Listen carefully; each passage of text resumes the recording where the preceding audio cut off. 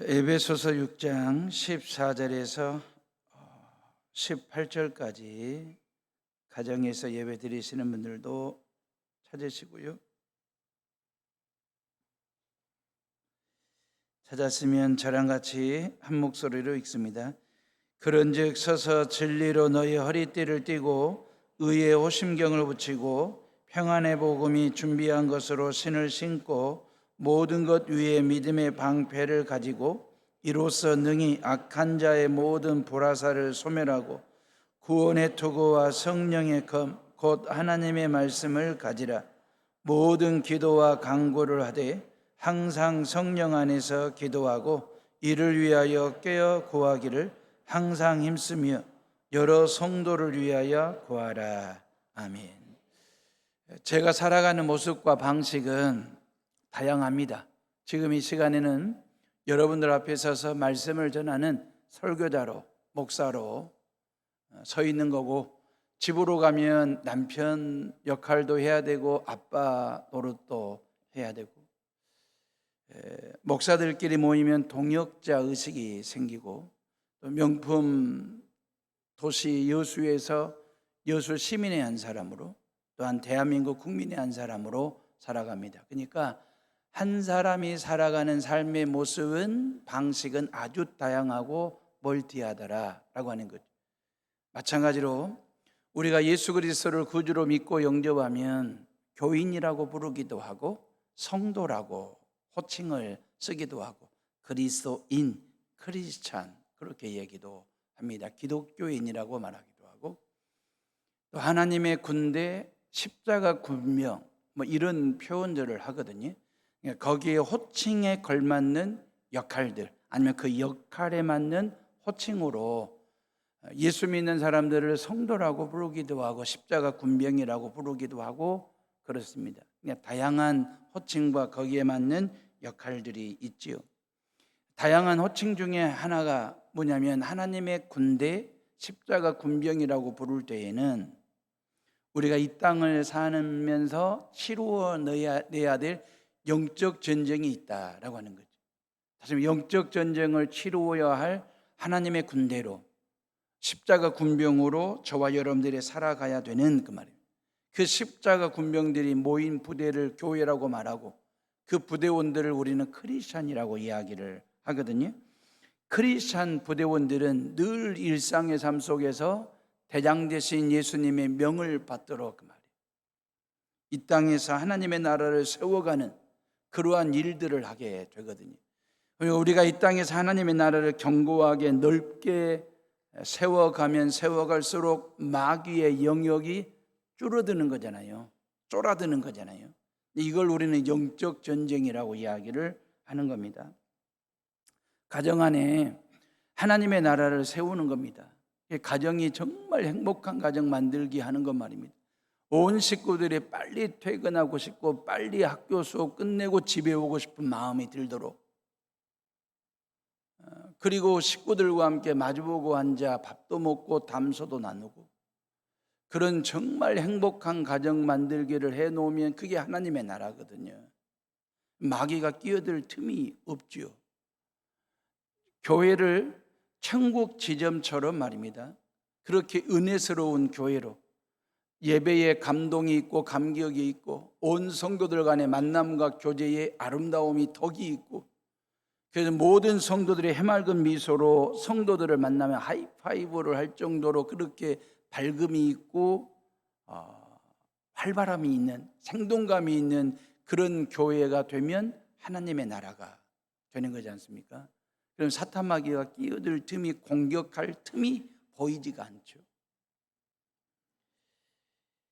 동네마다 아파트 단지를 하나님의 나라로 만드는 것, 직장 생활도 천국살이 하듯이 예수 안 믿는 넌크리스찬들, 안티크리스찬들과는 뭔가 좀 다른 격이 있고 결이 다른 그런 직장 생활을 하게 된다면 직장 내에 내가 하나님의 나라를 세우는 사람이 되는 거거든요. 회사 운영도 하나님을 모시고 하나님의 경영 원리에 맞게 회사를 경영하면 하나님의 나라가 임할 뿐만 아니라 하나님의 복이 주어지는 역사 말입니다. 한마디로 이러한 모든 일들은 행함이 있는 믿음을 가지고 하나님의 나라를 세워갈 때, 만들어갈 때 그 말입니다. 행함이 있는 믿음. 실은 예수님의 친동생 야고보 사도는 죽은 믿음에 대해서도 얘기를 했거든요. 야고보서 2장 17절에 이와 같이 행함이 없는 믿음은 그 자체가 죽은 믿음이라고 얘기했거든요. 행함이 없는 믿음은 그 자체가 죽은 거라고. 그럼 여기서 말하는 행함은 세상에서 흔히 말하는 선행, 착한 일 하는 거, 착한 말입니다. 이걸 행함이라고 얘기할까? 착한 행위 정도를 말하는 게 아니라 믿음의 증거로서 드러나는 행함, 행위, 행동을 말하는 것이거든요. 예를 들자면 아브라함이 독자 아들 이삭을 하나님께 번제물로 바쳐요. 이걸 행함이라고 얘기하는데 믿음의 증거로 드러나는 행함이잖아요. 아무나 할 수 있는 일이 아니잖아요. 아무나 해서도 안 되는 일이지 않습니까? 하나님을 향한 절대적인 믿음이 없으면 아들 이삭을 번제물로 바치는 행함을 할 수가 없는 일입니다. 요즘 새벽에 에스더서를 공부하고 있는데 에스더는 백척간두에서 나라와 민족을 구하기 위해서 자기 목숨을 걸고 아하수에로 왕 앞에 나아갑니다. 그 목숨을 거는 행위, 이것은 믿음의 증거로 드러나는 행동이고 행함이지 하나님께서 나와 함께 하시고 나를 지키시고 보호하신다라고 하는 절대적인 믿음이 있기 때문에 아브라함이 그 행위를 하는 거예요. 에스더가 그 행함을 할 수 있는 거예요. 그러면 크리스찬다움이라고 하는 것은 뭘까? 진짜 예수답다. 예수님처럼 믿는다. 예수님답게 사네. 뭐 이런 얘기를 들을 때에 그 크리스찬다움이라고 하는 것은 이런 거대한 거창한 믿음의 행위에서 드러나는 행함, 이 행함에서만 크리스찬다움이 드러날까? 그게 크리스찬다움의 기준이어야 될까? 하나님께서 지금도 우리에게 이러한 거창하고 거대하고도 거함 같은 이 강력한 믿음을 전제로 한 이러한 행위를 하나님이 우리에게 원하실까? 아들 독자를 바치라고, 네 목숨을 걸으라고. 크리스찬다움은 어디에서 배워나올까? 이러한 거창하고도 거대한 믿음의 행함에서도 나오지만 우리의 일상의 삶 속에서 소소한 행위들 있지 않습니까?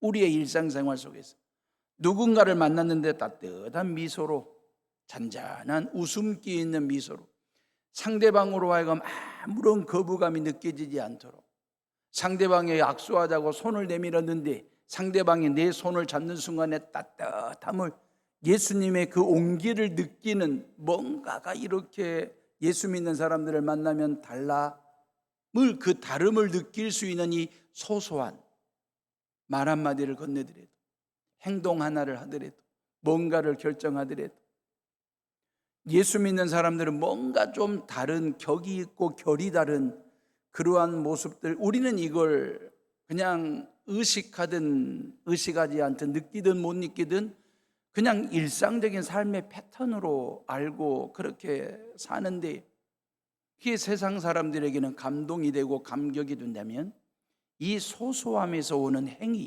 행함, 어찌 보면 이것이 더 나은 크리스찬다움의 기준이고 출발점이지 않을까라는 생각 말입니다. 이 거대한 행함은 하나님 앞에서, 이웃 앞에서는요 아주 일상의 소소한 말과 행동과 표현과 표정을 잘 믹서한 행위를 통해서 그리스도인다움을 드러내는 것, 그러다 보면 하나님의 나라가 확장되지 않겠습니까? 하나님의 나라가 견고하게 세워지지 않겠습니까? 인간관계에서, 삶의 현장에서. 사탄마귀는 이러한 절대 믿음과 소소한 선행을 하지 말라고 유혹하고 꼬드기고 공격을 합니다. 이게 영적 전쟁이거든요. 하나님은 말씀대로 살아라, 마귀는 살지 말아라. 기도해라, 기도하지 마라. 전도해라, 전도하지 마라. 찬양해라, 찬양하지 마라. 사랑해라, 미워해라. 이 사이에서 그 말입니다. 우리가 치러내야 할, 이겨내야 할 영적 전쟁이 만만치 않다 그 말이에요. 크다 그 말이에요. 사탄 마귀가 노리는 것은요, 예수 안 믿는 사람들은 평생 예수를 등지고 살게 하는데 목적이 있습니다. 교회 마당 한 번도 못 받게 하는데 목적이 있습니다. 근데 이미 예수를 믿는 사람들은, 이미 예수를 믿는 사람들을 향한 그들이 사탄 마귀가 노리는 것은 행함이 없는 죽은 믿음 가지고 신앙생활하라 그 말이에요. 그럭저럭 그냥 교회만 다니라는 거예요. 성도들로 하여금 십자가 죽음과 부활에 대한 그 구속의 은혜를 상실하고 그냥 무덤덤하게 신앙생활하라는 거예요. 그리고 은밀한 죄를 범하여 죄책감에 빠지도록 하는 게 사탄 마귀가 예수 믿는 자들을 향한 영적 공격이거든요. 그러면서 예수님 믿는다는 게 참 힘들고 부담스러워. 그러면서 투덜대면서 교회를 떠나가게 하는 전략 말입니다. 말세지 말이 다가올수록 사탄 마귀의 이런 공격은 쉬지 않고 아주 그냥 발악을 할 것입니다. 그럼에도 불구하고 우리가 영적 전쟁에서 두려워하거나 쫄거나 물러서지 말아야 될 이유는 뭐냐면, 이 영적 전쟁의 대장은 내가 아닙니다. 바로 예수 그리스도이십니다. 예수 그리스도께서 저와 여러분들의 대장 되시기에 그 말이에요. 우리가 신앙생활을 하다 보면 나름 신앙의 어떤 관록이나 경험이나 연수를 가지고, 교회에서 받은 직분 가지고 이 영적 전쟁에 내가 대장인 듯 대장 노릇하다가 이 영적 전쟁에서 지고 또 져가지고 패배자의 심성으로 하나님 앞에 나와 회개하는 사람들도 있습니다.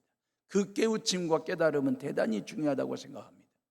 그런 사람들은 절대 앞으로는 자기가 대장이라고 나서지 않는, 그리고 예수 그리스도를 대장으로 모시고 예수님 앞세우고 영적 전쟁을 치르게 될 때 이기고 또 이기는 승리자의 그 경험을 하게 하시는 놀라운 하나님의 은혜 그 말입니다.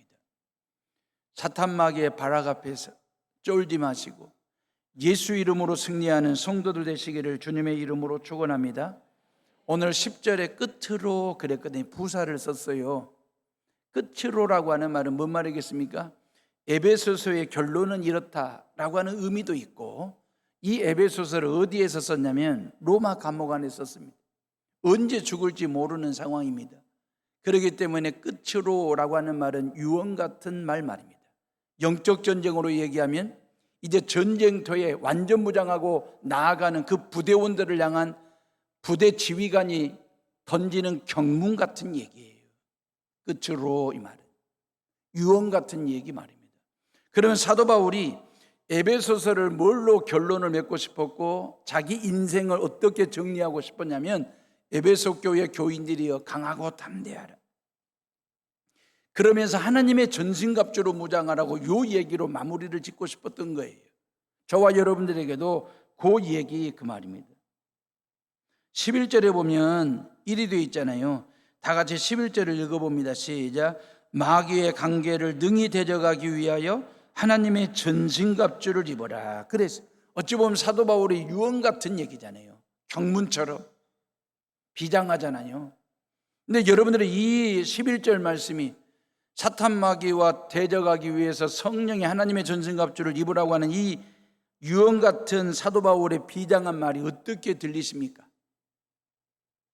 그냥 비장하게 들리십니까? 아니면 마음속에 팍 꽂히듯이 그렇게 들리십니까? 아니면 그냥 공허하게 메아리 치듯이 그렇게 들리십니까? 우리는 공허하게 들을 수도 있어요. 왜냐하면 대한민국은 헌법으로 종교의 자유, 선택의 자유, 믿음의 자유를 허락을 한 나라입니다. 정치적으로 예수 그리스도를 믿고 교회 다닌다고 해서 아무런 환난이나 고난이나 핍박 당하지 않습니다. 그렇기 때문에 마귀의 관계라든지 대적한다는 표현이 어울리지 않는 세상에 우리가 살고 있어요. 예수 믿는데 아무런 어려움이 없지 않습니까? 그러나 제가 보기에 사도 바울이 살던 1세기와 우리가 살고 있는 21세기는 근본적으로 다를 게 없습니다. 교회는 그때나 지금이나 늘 전투적인 교회였고 전투적인 교회이어야만 했기 때문에 그래요. 끊임없는 영적 전쟁을 치루어야 한다는 점에서 1세기 교회나 21세기 교회나 다르지가 않습니다. 지난 2000년 동안 교회와 교인들은요, 쉼없는 영적 전쟁을 치르면서 교회를 지켰고 신앙을 만들어 왔어요. 만약에 우리 해오른 교회가 어떤 전투적인 어떤 기질이 없고 그냥 그럭저럭 밋밋한 교회로 남아있다고 한다면 우리는 교회의 본질에서 벗어나 있는지도 모릅니다. 여러분들의 신앙이 어떤 전투적인 성향, 어떤 전투적인 어떤 기질이 없이 그냥 뜨뜻미지근한 신앙인으로 남아있다고 한다면 우리가 하나님의 형상을 잃어버린, 교회의 본질, 복음의 본질을 잃어버린 상태로 신앙생활을 하고 있는지도 모릅니다. 교회는 전투적일 수밖에 없습니다. 우리의 신앙은 전투적일 수밖에 없다라고 하는 얘기입니다. 그 전투적이어야 된다라고 하는 것은 누군가를 어디서 어떤 일로 인간을 상대로 해서 다투거나 싸우거나 대들거나 그런 싸움을 말하는 게 아닙니다. 성경은 분명히 말씀하셨잖아요. 영적 전쟁의 대상은 혈과 육이 아니라고. 그 혈과 육에 대해서 세번역 성경은 인간으로 해석을 해놨어요. 영적 전쟁의 대상은 인간이 아니에요. 사람이 아니고 하늘과 땅의 어두움의 권세를 잡은 악한 영, 이게 저와 여러분들의 영적 전쟁의 대상이 되는 것이거든요. 근데 이미 사람과 전쟁을 치르니라고 싸우니라고 찐을 빼고 에너지를 소비하다 보니 이게 사탄 마귀와의 싸움에서는 실질적으로 힘 한 번 써보지 못하고 쓰러지는 넘어지는 경우들이 신앙생활 중에 더러 있더라 그 말이에요. 사랑하는 해오름의 식구들이 영적 전쟁터에 나가시려면 반드시 하나님의 전신갑주로 무장하셔야 되고, 이 영적 전쟁에서 반드시 이기시려면 하나님의 성령의 전신갑주로 완전 무장을 하셔야 됩니다. 영적 전쟁, 강하고도 센 얘기잖아요. 강하고도 센 얘기인데 사도 바울은 문학적으로 표현을 해요. 무기를 소개할 때 문학적으로 표현을 하는데 진리의 허리띠 그랬어요. 그냥 허리띠 하면 되지. 이걸 문학적으로 표현을 해요. 진리의 허리띠. 허리는 몸의 중심 부위입니다. 그 허리에서 모든 힘이 나오거든요. 상체, 하체를 구분짓습니다. 몸의 중심, 그 몸의 중심을 뭘로? 진리로, 그 말이거든요. 또 하나, 심장을 보호하는 가슴 부위. 이 가슴 부위를 흉배 아니면 호심경 가슴막이라고 얘기하잖아요. 이 가슴막의 흉배의 메이커가 뭐냐? 허리띠의 메이커는 진리고, 이 가슴막의 메이커는 뭐냐면 정의, 그랬어요. 정의의 가슴막이로 심장을 보호하고 그 말이고, 평안의 복음이 준비한 것으로 신을 신고, 워커, 그잖아요. 군화이잖아요.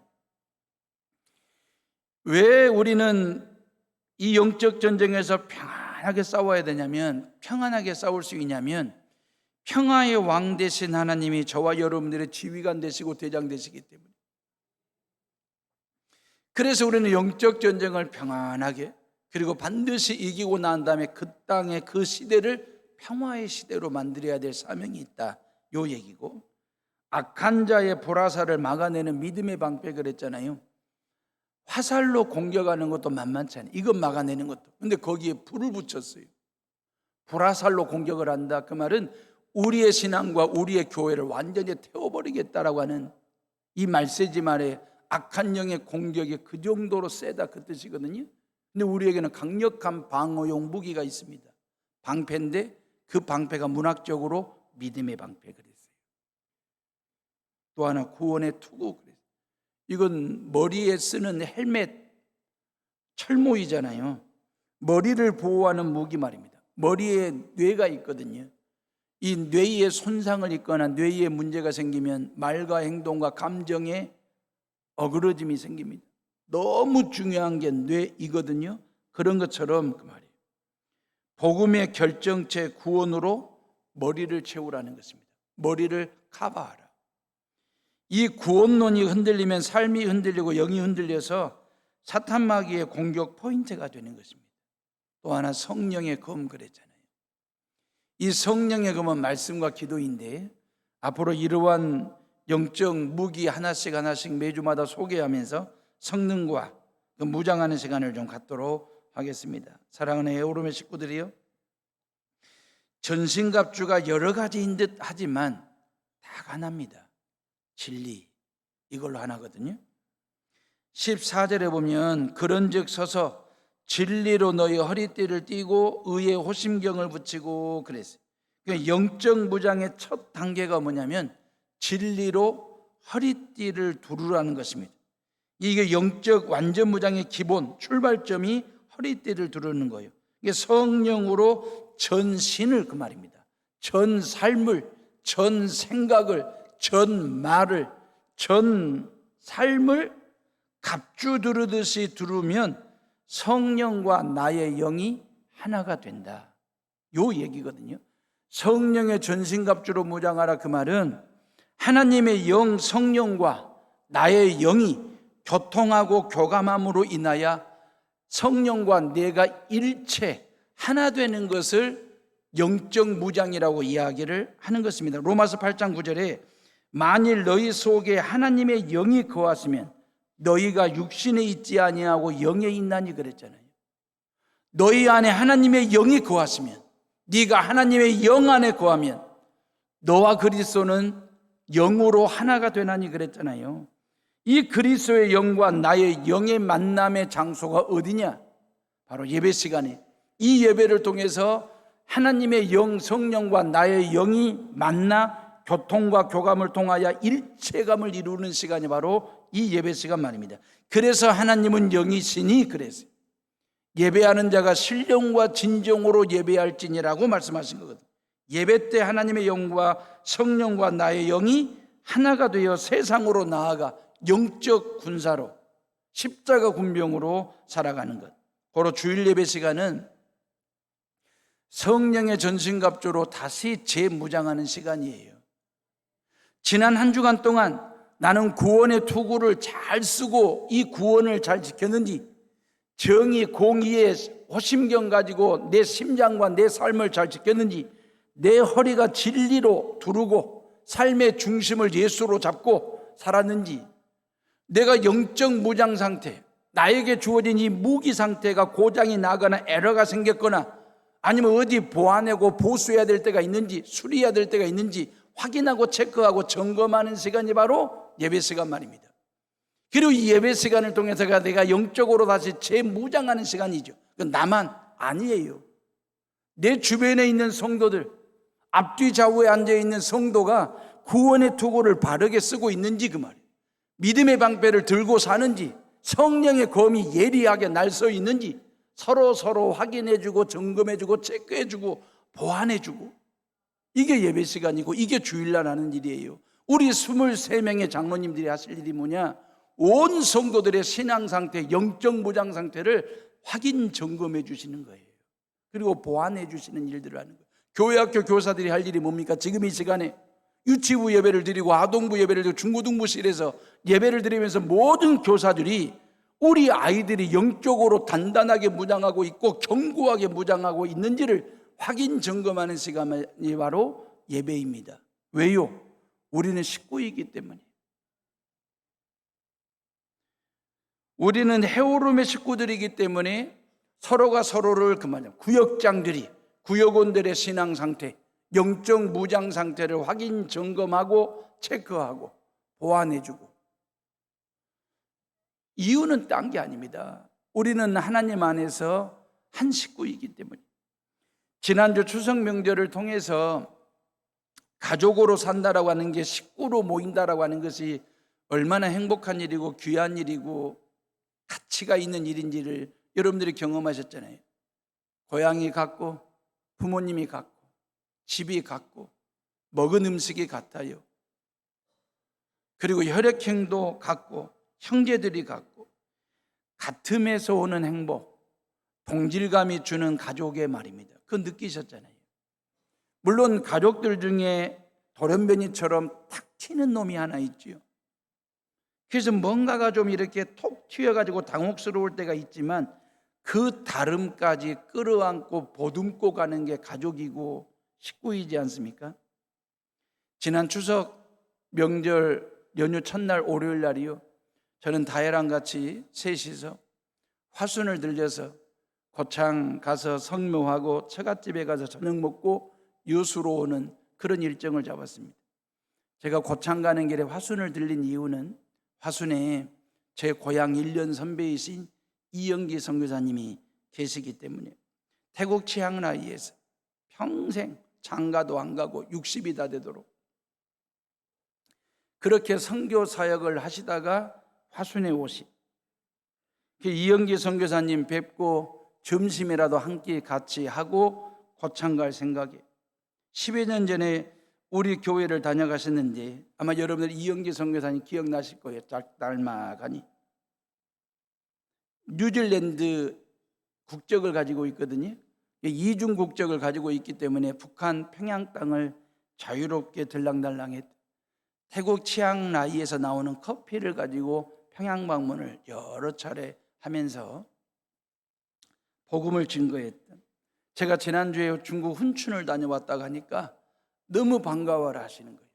당신도 훈춘의 지인들이 같이 협력 사역하는 북한 선교를 꿈꾸고 있는 지인들이 많이 있다고. 그 이영기 선교사님이 지금 혈액암 투병 중에 있거든요. 그래서 화순 전대병원 근처에 방을 하나 얻어놓고 한 5년 남짓 치료하려고 화순에 와 계십니다. 형님 뭘 먹고 싶소? 그랬더니 팥죽 한 그릇 먹고 싶다고 해서 화순 장터에 한양 팥죽이라고 그 팥죽집에 가서 걸쭉한 팥죽 한 그릇씩을 먹었습니다. 가족처럼. 그리고 화순의 서영교회 장로님이 운영하시는 커피숍에 가서 커피 한 잔을 하러 가게 됐는데, 제가 여수 해오른교회 목사라고 인사를 했더니 그 장로님이 반갑게 맞이하시면서 해오른교회 방송 설교를 화순에서도 듣고 있다고, CBS 방송 설교를. 그러면 저에게 뭐라고 말씀하시나요? 설교 내용도 좋지만 사랑하는 해오름의 식구들이요, 이 표현이 당신이 화순에서 라디오로 들을 때 그렇게 따뜻하게 들리더라, 그렇게 포근하게 들리더라는 거예요. 그 임지영 목사는 누굴까? 해오름 교회는 어떤 교회일까 궁금했대요. 그러면서 사랑하는 성도들이여 해도 될 일인데 왜 그 목사님은 꼭 식구들이여 라고 얘기하면서 그 따뜻함을 청취자로 하여금 느끼게 할까? 그러면서 해오름 교회가 어떤 교회인지를 그 단어 하나만 가지고도 느낄 수 있도록 설교하시는지 저에게 물으시더라고요. 우리는 식구들이기 때문에 예수의 피를 나눈 사람들이잖아요. 그죠? 그래서 혈액형이, 영적 혈액형이 같은 사람들이에요. 식구라고 하는 말은 국어사전적 의미는 같은 집에 살면서 끼니를 함께하는 사람, 그리 되어 있어요.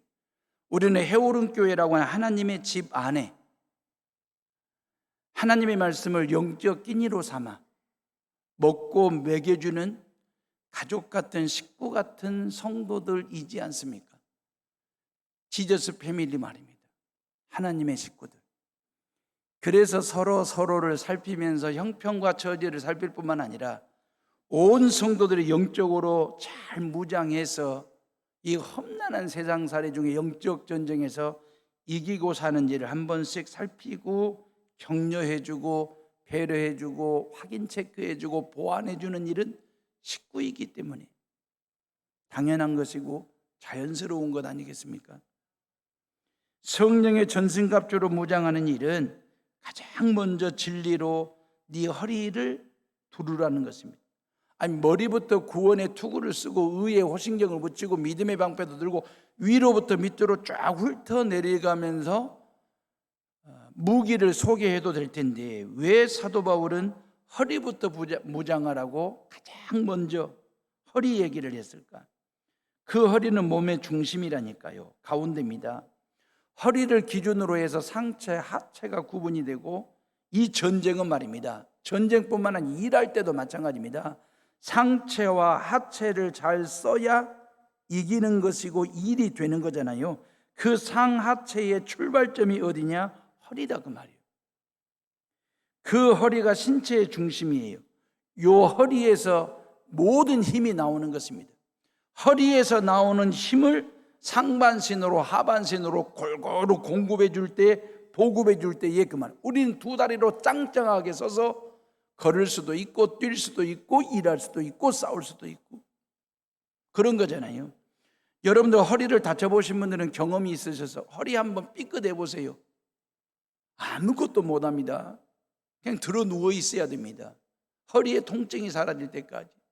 허리의 통증이 사라질 때만이 앉을 수 있고 일어설 수 있고 걸을 수 있고 뛸 수 있고 일할 수 있는 것처럼 말입니다. 예수님 당시 로마 병사들이 완전 무장을 했을 때의 모습은 그런 거였어요. 사도 바울은 그걸 보고 지금 얘기하는 거예요.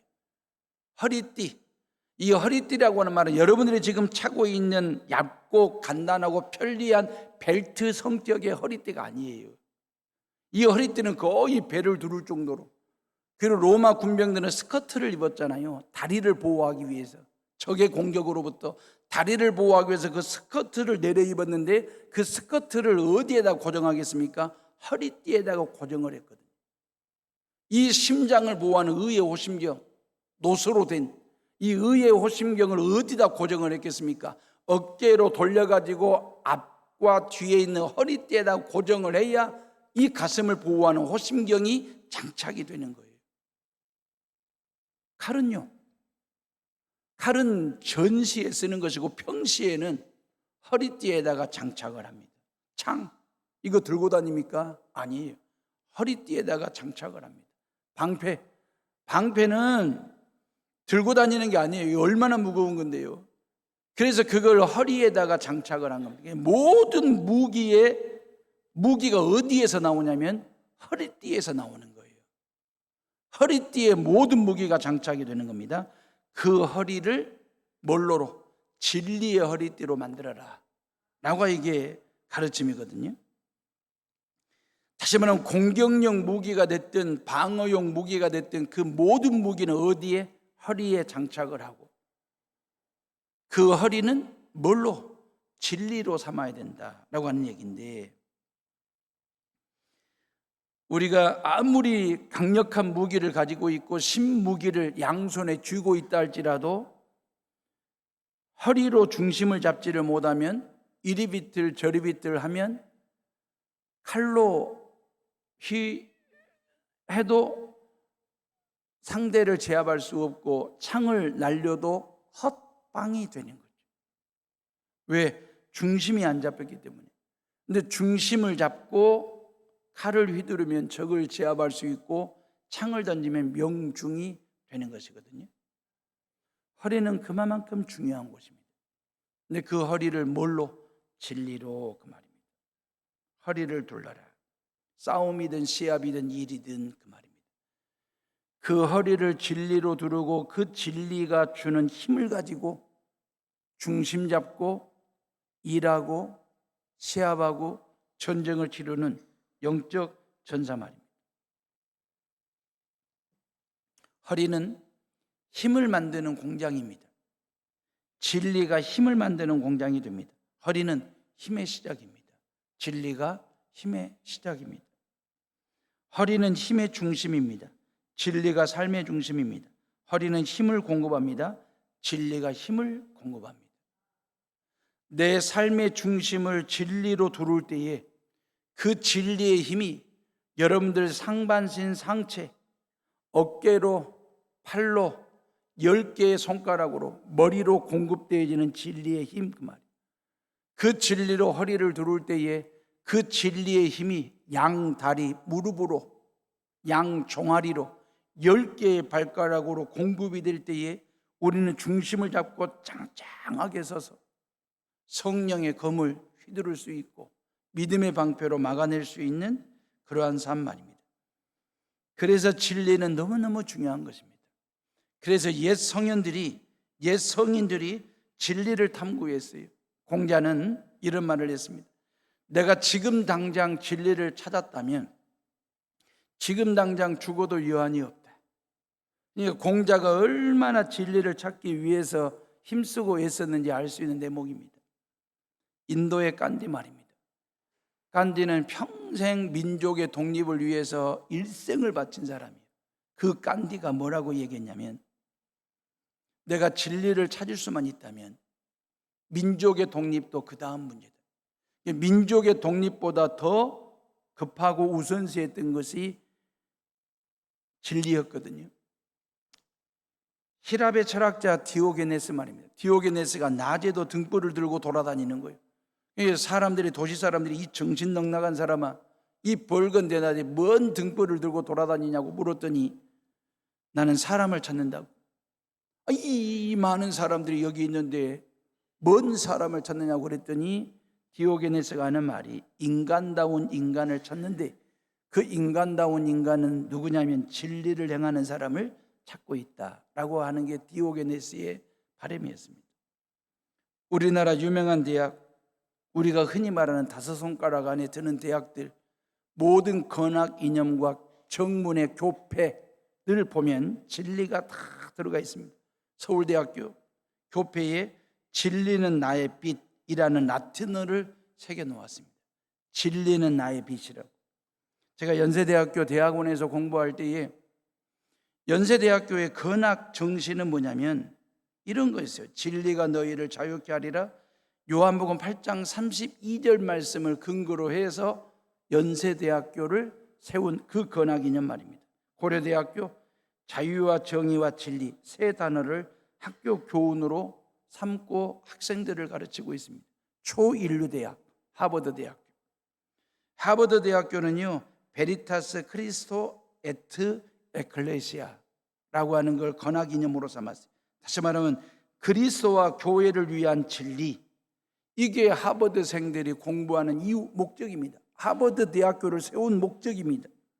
그리스도와 교회를 위한 진리를 찾게 하는 것. 진리라고 하는 말은 헬라어로 알레데이아라고 하는데, 알레데이아라고 하는 말은 숨김 아니면 속임이 없는 곧 참된 것을 알레데이 그러거든요. 참된 이치, 참된 도리, 변하지 않는 것, 영원한 것, 썩지 않는 것을 진리라고 말을 합니다. 공자도 간디도 디오게네스도 진리를 찾고 찾았지만 그들이 진리를 찾지 못했을 뿐만 아니라 그들 자신이 진리가 되지도 못했습니다. 그런데 2000년 전에 그 말이, 내가 곧 길이요 진리요 생명이라고 역사의 무대에 등장하면서 외쳤던 젊은 청년 하나가 있었습니다. 그가 바로 예수 그리스도이십니다. 내가 곧 길이라는 거예요. 내가 진리고 생명이라는 거예요. 교만한 얘기입니까?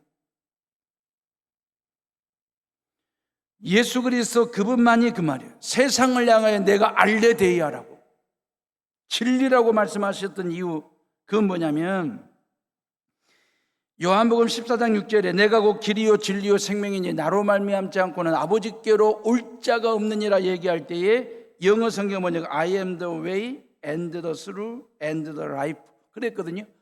모든 정관사 더를 붙였어요. The way, the truth, the life. 정관사 더를 붙이는 이유는 뭐냐면 변함이 없는 하나밖에 없는 불변을 얘기할 때 정관사 더를 붙이는 것이거든요. 딱 하나. 바로 예수 그리스도 그분은 오직 진리가 되시고 길이 되시고 생명이 되신다라고 하는 사실을 온 땅에 증거하며 선포하며 역사의 무대에 오신 그 예수 그리스도. 진리가 뭡니까? 복음입니다. 변하지 않는 것이 진리입니다. 십자가와 부활입니다. 그 진리를 이루신 분이 누구입니까? 예수 그리스도이십니다. 왜 복음이 진리입니까? 어제나 오늘이나 영원토록 변함이 없는 것이기 때문에 변하는 것은 진리가 아닙니다. 십자가 죽음과 부활을 믿으면 죄 사함 받습니다. 하나님의 자녀가 됩니다. 구원받습니다. 천국 갈 수 있습니다. 이 절대 복음은 지난 2000년 동안 변하지 않는 절대 복음이고 절대 진리입니다. 지금도 그대로입니다. 앞으로도 그대로입니다. 왜 진리입니까? 진실하기 때문에. 예수 그리스도의 십자가 죽음과 부활은 진실한 역사적인 사건입니다. 그래서 변치 않는 진리가 되는 것입니다. 예수 그리스도, 이분은 하나님의 아들이십니다. 이 땅의 메시아로 성탄하신 분이시거든요. 이 땅에서 모든 죄인들의 죄를 짊어지고 십자가에 못 박혀 피 흘려 죽으셨어요. 그리고 3일 만에 다시 부활하셨어요. 구원을 완성하신 분이십니다. 그리고 그분은 인류 역사의 기원 전후를 가름하는 중심축이 되시고 출발점이 되신 분이 바로 예수 그리스도. 왜 역사는 그를 진리라고 말하는, 인정하는 이유가 뭡니까? 바로 예수 그리스도, 그분은 하나님의 아들이시기 때문에. 이게 절대복음입니다. 공산주의자들이 이 절대복음을 깨트리려고 다양한 방법으로 공격을 했는데 지그들이 깨졌습니다. 1, 2차 세계대전이나 핵무기로 기독교 신앙을 제거하려고 했지만 전부 실패했습니다. 로마의 네로나 스탈린이나 히틀러나 김일성, 이런 사람들이 성경을 없애고 교회를 쓸어버리려고 했지만 지그들이 역사의 독재자로, 살인마로 오명을 뒤집어 쓰고 사라졌습니다. 테러리스트 오사마 빈 라덴, 시진핑. 기독교 선교를 막으려고 했지만 그들은 실패하고 있습니다. 예수 그리스도, 그분만이 저와 여러분들의 삶의 역사의 진리가 되심을 믿고 그 진리 되신 예수 그리스도를 여러분들의 허리에 두르듯이 여러분들의 삶의 중심에 예수님을 모시고 그 예수님이 주시는 진리의 힘을 가지고 살아가는 성도들 되시기를 주님의 이름으로 축원합니다. 여러분들의 허리 사이즈가 몇이나 되십니까? 허리 사이즈 26, 28, 30, 32, 34, 36. 자꾸 올리는 이유가 누구 허리 사이즈 얘기하려고 하는 것처럼 들리실 거예요. 허리 사이즈가 날씬하냐 저처럼 드럼통이냐 하는 것은 중요하지 않습니다. 그 허리를 진리로 두르고 있느냐 그 말입니다. 이건 늘 확인하세요. 내 삶의 중심에 진리 되신 예수 그리스도가 계신지, 내 모든 삶의 힘의 근원이, 뿌리가 진리 되신 예수 그리스도를 통해서 공급되어지는지, 내 상반신에 내 하반신에, 내 삶의 전반기 후반기에, 어제 오늘 내일 모든 힘이, 중심이 진리 되신 예수 그리스도를 통해서 공급되어지고 주어지는지 확인하고 점검하는 시간 말입니다. 예수 그리스도 그분만이 진리이심을 믿으시고 진리 되시는 그 예수님을 통해서 삶의 중심을 잡고 그 예수님이 공급하시는 힘으로 승리하는 삶을 살아가는 성도들 되시기를 주님의 이름으로 축원합니다. 우리 다 같이 한번 자기 허리를 한번 잡아보십시오. 허리를 찾는데 헤매시는 분들이 계시는 것 같은데, 저는 허리가 없습니다. 허리를 잡고 하나님 앞에 조용히 기도합시다.